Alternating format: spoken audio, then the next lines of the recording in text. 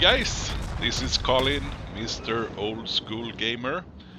I just thought I showcase the amazing firepower of the Murmansk, a.k.a. the Firestarter.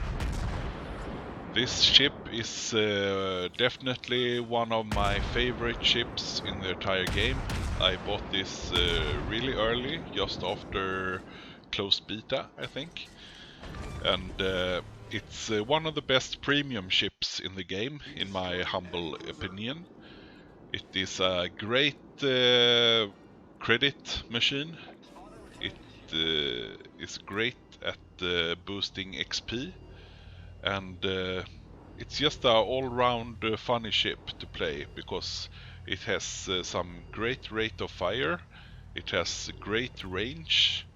Many players like to call it the Russian sniper, because if you launch the spotter plane, you have range that pretty much is at the same level as the battleships. So at those low tier maps you're gonna play this cruiser, you can pretty much snipe from across the map. So that is pretty awesome.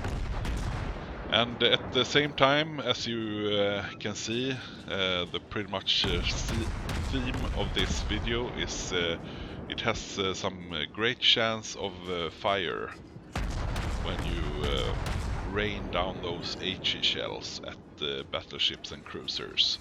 You saw I pretty much burned down that Kirov in the beginning. Now I'm starting to burn down this battleship, and I think the fire chance is 12%, I think, with the tier 4 captain skill, demolition expert.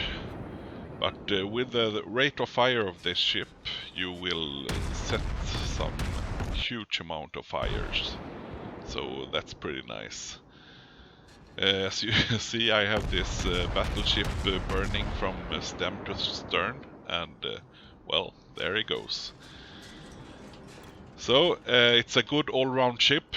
You can pretty much brawl with any ship in any situation. The only downside to this ship pretty much is its poor anti-aircraft power. The anti-air on this ship is pretty much 2 drunken Russians with the shotguns up on deck. That's pretty much it. And also it has some pretty weak armor, I'd say. It's a bit squishy, as you just saw there. I just saw those shells coming in and I thought, oh, this is gonna hurt. And it did. That's gonna leave a mark. So you can't really afford to show broadsides to German cruisers or battleships or other kind of ships that has penetrating possibilities. But at the same time, one of the definitely strength of this ship is that if you look at the positioning of the guns, you can see that in the front it has 5 guns, 4 single turrets and 1 double turret. So if you going straight towards an enemy ship, just showing your bow, you can get 5 shells on target, which is pretty much the same as if you shoot a full broadside. So that is quite specific to just this ship, I think, in the game, that you can you can shoot a full broadside without showing your broadside. So that is pretty excellent. I just finished off that battleship that was really low on health, and starting to engage the next one in line. And as you soon will see here, when we come under attack from enemy dive bombers, the anti-aircraft power of this ship is pretty poor. But it has some real good strength. If you come across an enemy DD, it will be a very short fight, because with this rate of fire and with hydroacoustic, which is the only thing you can mount on that slot on this ship, this ship is really good destroyer, hunter, killer. And if you don't have any destroyers close by, you can always start to engage long-range targets with your spotter aircraft. And you play this map pretty often in this ship.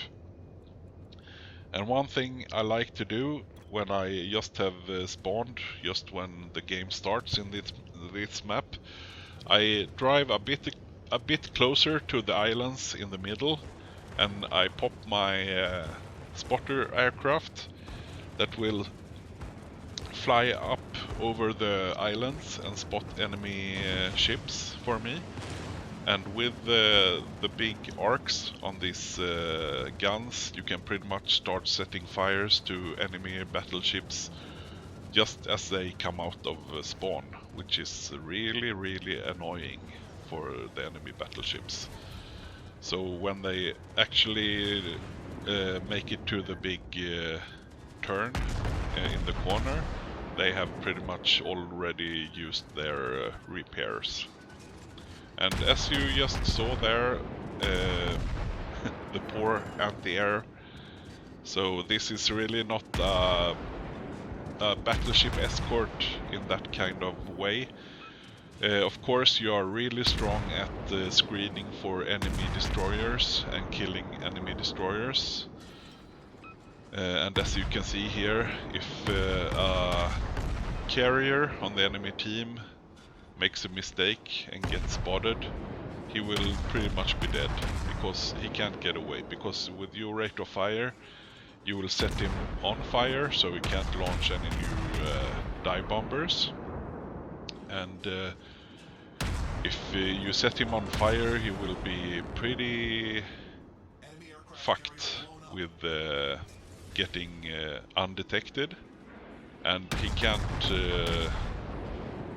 really outrun you as well, even if he is a fast carrier, because you just launch your spotter aircraft and you can continue fire on him as long as it takes. So here I pretty much I run into the only big threat that I feel you have when you is sailing the Murmansk, and it's another Murmansk, and also a very good Murmansk captain. That is one of the biggest threat that you will face when sailing this ship. And since I had pretty crappy health left, of course I will try and disengage and kite as much as I can. Hopefully I will kill him off, but as you can see, he is pretty good and he takes me out.